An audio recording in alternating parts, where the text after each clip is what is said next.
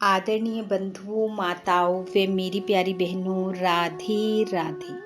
आपका हमारे YouTube channel पर बहुत बहुत स्वागत है। बंधुओं, आज हम इस वीडियो में अधिक मास महत्तम का 28वां अध्याय सुनेंगे, जिसे सुनने सुनाने से भगवान पुरुषोत्तम की कृपा से मनुष्य की सोई किस्मत जागती है, सुख समृद्धि की प्राप्ति होती है। वे मनुष्य अंत काल में भगवान के गोलोक धाम को पाता है। महत्तम सुनने के बाद यदि आप हमारे चैनल पर नए हैं तो कृपया हमारे चैनल को सब्सक्राइब करें, बेल आइकन को प्रेस करें ताकि हमारी वीडियो की नोटिफिकेशन सबसे पहले आप तक पहुंचे। वीडियो को शेयर व लाइक भी जरूर करें।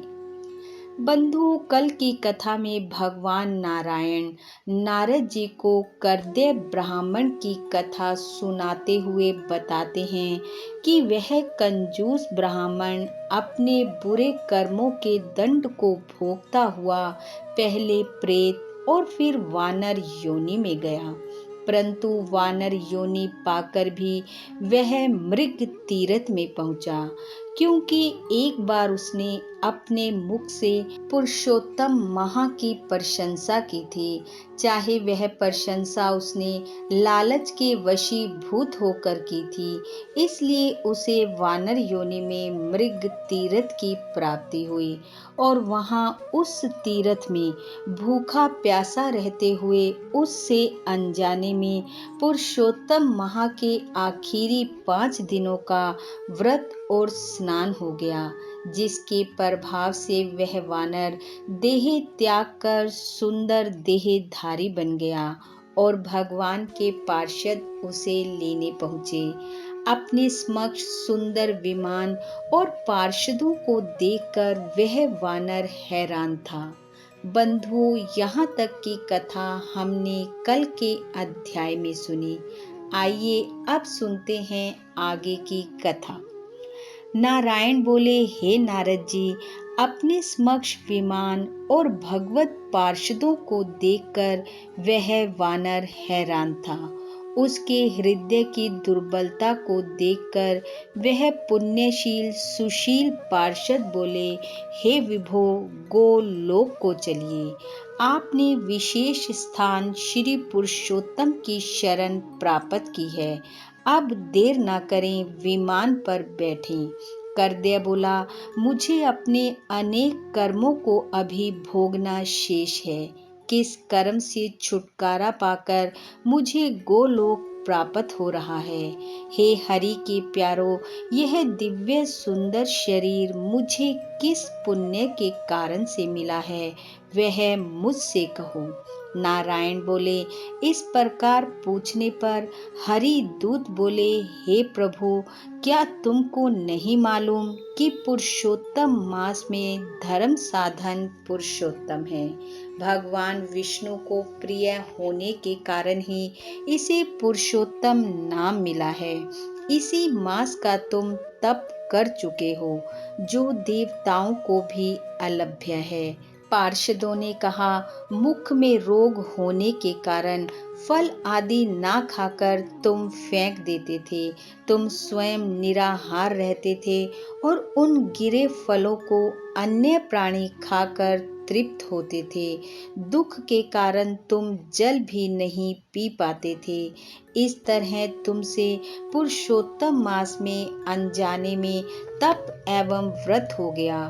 तुमने इस वन में विचरण करते हुए धूप, जाड़ा, बरसात आदि सब दुख सहे तथा अंत में परम पवित्र तीर्थ में गिरकर 5 दिन डुबकी लगाते रहे। इस प्रकार रोग के कारण अनजाने में पुरुषोत्तम मास का यह स्नान भी तुमसे हो गया। यह तुम्हारे तप का ही फल है। पुरुषोत्तम मास का स्नान जो श्रद्धा पूर्वक करते हैं, उसके फल की कौन प्रशंसा कर सकता है? तुमने अपने स्वार्थ की सिद्धि जिस प्रकार की है, वैसी कौन कर सकता है? पार्षद बोले, पुरुषोत्तम भगवान को प्रसन्न करने का इसके समान और कोई साधन नहीं है। श्री नारायण बोले, उन दूतों से अपने पुण्यों की प्रशंसा सुनकर वह प्रसन्न हुआ तथा उसने उस स्थान के देवता कालंजर पर्वत एवं पेड़ों को प्रणाम किया। विमान की परिक्रमा करके वह विमान पर बैठ गया। देवता फूलों की वर्षा करने लगे। किन्नर गंधर्व स्तुति वाद्य आदि बजाने लगे। वह विमान में बैठकर गोलोक में चला गया, जिसमें जाकर फिर लौटना नहीं होता। दो भुजा वाले श्री कृष्ण के दर्शन कर आनंद से गो सेवित उस लोक में रहने लगा। श्री नारायण बोले, देवता इस मास के इस चमत्कार को देखकर प्रशंसा करते हुए अपने अपने लोक को चले गए। नारद जी बोले, हे ऋषियों में श्रेष्ठ, आपने दिन के प्रथम भाग के कर्म कहे, अब दूसरे भाग के कर्म कहें। नारायण बोले, प्रातः कर्म करने के बाद मध्याह्न संध्या करें, तिल से तर्पण करें, पंच यज्ञ करें, भूत बलि कोए कुत्ते आदि को दें, द्वार पर आकर गो दोहन काल तक अतिथि को देखें, मिलने पर अन्न जल से उसका सत्कार करें, ब्रह्मचारी सन्यासी तथा भिखारी को यथाशक्ति अन्न दान करें। उसके बाद पूर्वाभिमुख होकर शुद्ध वस्त्र धारण कर शुद्ध स्थान में स्वस्थ होकर प्रसन्न चित्त से भगवत प्रसाद ग्रहण करें। भोजन एक पात्र में दो व्यक्ति कदापि न करें। जो मनुष्य कांसे के पात्र में रखकर भोजन करता है, उसकी आयु बुद्धि यश तथा बल बढ़ते हैं। भोजन से पूर्व 5 ग्रास गो कुत्ता कौवा अभ्यागत पिपीलिका आदि को देवें।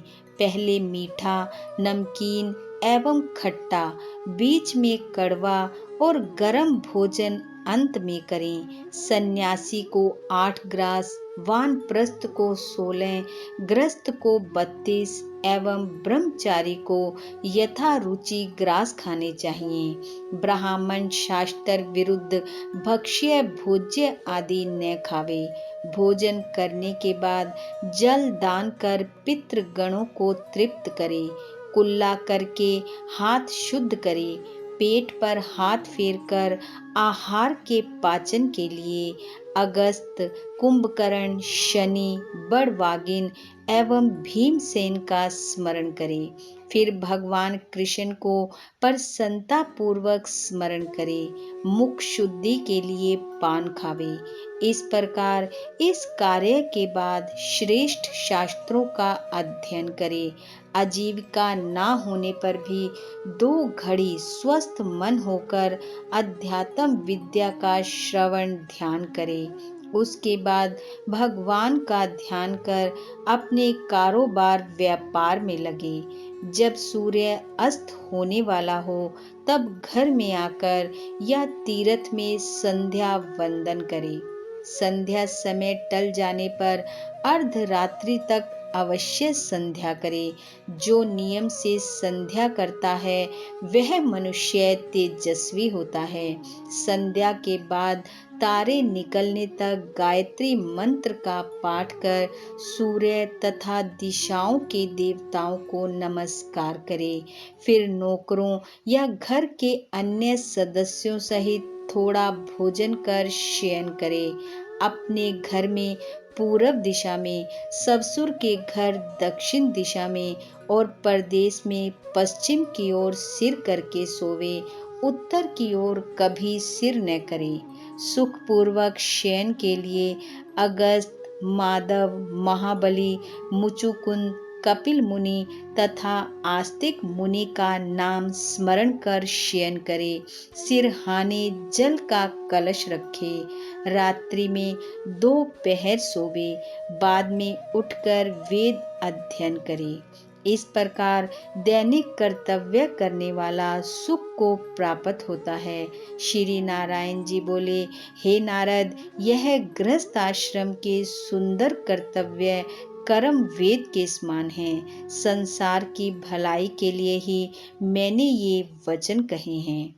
इति श्री वृद्ध नारदीय पुरुषोत्तम मास महत्तम 28वां अध्याय समापत। बोलो विष्णु भगवान की जय। पुरुषोत्तम भगवान की जय। बंधुओं, पुरुषोत्तम भगवान का आशीर्वाद व कृपा आप व आपके परिवार पर सदैव बनी रहे। आपका घर आंगन खुशियों से सदा महकता रहे।